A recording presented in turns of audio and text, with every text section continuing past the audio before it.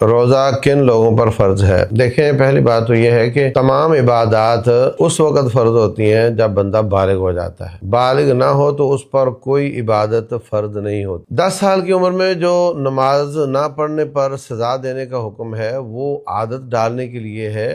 10 سال کی عمر میں بچے پر نماز فرض نہیں ہوتی۔ 10 سال سے کم عمر میں بھی زکوٰۃ فرض ہو جاتی ہے، وہ بندے پر نہیں ہوتی، مال پر ہوتی ہے۔ مال بالغ ہے، اس پر زکوٰۃ فرض ہو گئی۔ مال کا جو مالک ہے وہ اگرچہ بالغ نہیں ہے تو اس پر جو اپنی عبادات ہیں وہ ساری بلوغت کے بعد ہوتی ہیں۔ اس لیے بلوغت کی علامات معروف ہیں۔ مرد کی داڑھی مونچھ، زیر ناف بال، عورت کے بھی زیر ناف بال، اور جسم کی جو کیفیت ہے جو عورتوں کی جوانی میں ہوتی ہے، اور اس کا ماہواری آنا، اور مرد کا ڈسچارج ہونا سوتے میں، یہ سب چیزیں اس کی علامات ہیں۔ تو جب یہ علامات ظاہر ہوں تو بندہ بالغ ہوتا ہے، اور اسی وقت اس پر تمام عبادات لاگو ہو جاتی ہیں۔ اسی وقت اس کے گناہ لکھنے شروع ہو جاتے ہیں، اس سے پہلے کہ گناہ اللہ تعالیٰ معاف کر دیتا ہے۔ اور جو جرم کیا ہو بلوغت سے پہلے اس کی سزا ملتی ہے، اور اگرچہ بالغ جیسی نہیں ہوتی، مگر